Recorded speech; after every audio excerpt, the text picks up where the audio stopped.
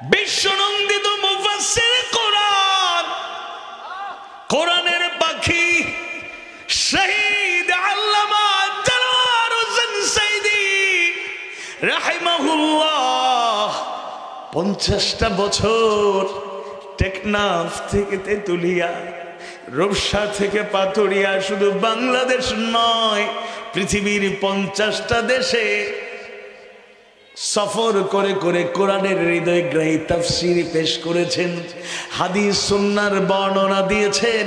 যার বয়ান শুনলে, তাফসীর শুনলে রাসূলের সেই হাদিসটা বারবার মনে পড়ে যায়, ইন্না মিনাল বায়ানি লাসিহরান, নিশ্চয় কোন কোন বক্তৃতায় আছে জাদুর প্রভাব। ইখলাসের সাথে জীবনের ঝুঁকি নিয়া তার বয়ানরত অবস্থায় পাবনায় মাহফিলে তাকে গুলি করা হলো। আল্লাহ তাকে বাঁচায় রাখলেন, পাশে থাকা সভাপতির বুকের মধ্যে গুলি লাগলো, তিনি শাহাদাতের পেয়ালা পান করলেন। বাংলাদেশের এই চট্টগ্রামের লালদিঘি ময়দান, আউটার স্টেডিয়াম, আর যত জনপদ, প্যারেড ময়দান, প্যারেড গ্রাউন্ড, যত জায়গায় বলি না কেন, সিলেটের আলিয়া মাদ্রাসা ময়দান সহ অনেক ময়দানে তিনি বাধার সম্মুখীন হয়েছেন। একটা মুহূর্তের জন্য বিচলিত হয়ে যান নাই।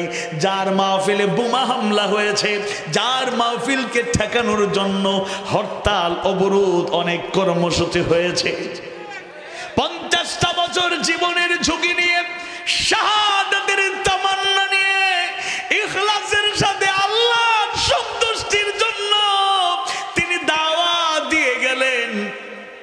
আবার 13টা বছর জীবনের শেষ লগ্নে, বয়োবৃদ্ধ অবস্থায়, অসুস্থ অবস্থায়, যেই সময়টা তিনি কোরআনের ময়দানে দিতে পারতেন, যেই সময়ে তিনি পরিবারের সাথে সময় কাটানোর কথা, ওই 13টা বছর জীবনের গুরুত্বপূর্ণ সময় তাকে মজলুম থাকতে হলো, তাকে গ্রেফতার করে রাখা হলো এবং তিলে তিলে কষ্ট দিয়ে দুনিয়া থেকে তাকে বিদায় করা হলো।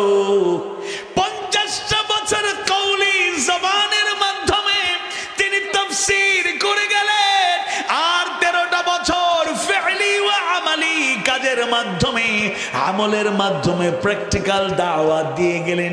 সারাটা জীবন ইমানের পথ কুসুমাস্তীর্ণ নয়, বরং কণ্টকাকীর্ণ।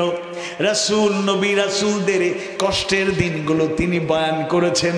সাহাবায়ে কেরাম দিনের জন্য কেমন ত্যাগ স্বীকার করলেন, শাহাদাতের পেয়ালা পান করলেন, সেই বর্ণনাগুলো তিনি দিয়ে গেলেন।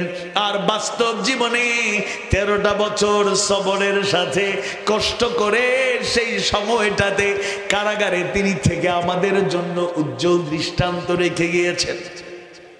কারাগারে থাকা অবস্থায় প্রবেশ করার পরেই একবার নয়, একাধিকবার, অনেকবার লোভনীয় প্রস্তাব তার সামনে তুলে ধরা হলো।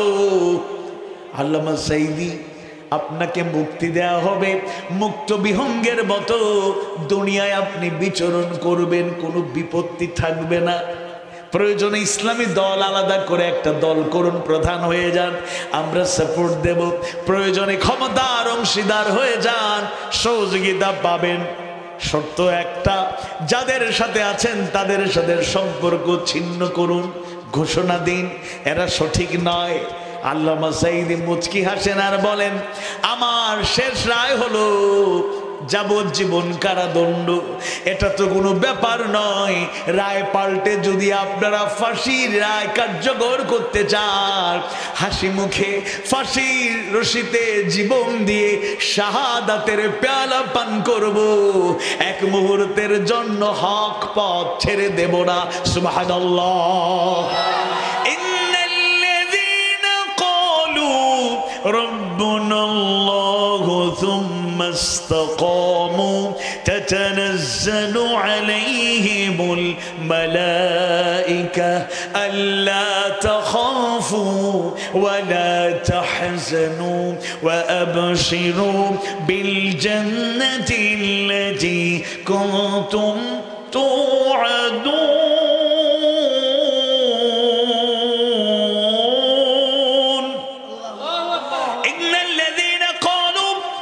নিশ্চয়ই যারা বলে ঘোষণা দেয় রব্বুনা আল্লাহ, আল্লাহ আমাদের রব, সুম্মাস্তাকামু, অতঃপর এই কথার উপর অটল বিচল থাকে, তাতানাজ্জালু আলাইহিমুল মালাইকা, তাদের কাছে ফেরেশতা নাজিল হন, জানায়া দেন আল্লাহ তাখাফু, তোমরা ভয় করো না, ভয়ের কোনো কারণ নাই, ওয়ালা তাহজানু, চিন্তা করো না, তোমাদের চিন্তার কোনো কারণ নাই, ওয়া আবশিরু বিল জান্নাতিল্লাতী কুনতুম তুআদুন, আর সেই জান্নাতের সুসংবাদ শুনে খুশি হয়ে যাও যার ওয়াদা তোমাদের সাথে করা হয়েছে। আল্লাহু আকবার।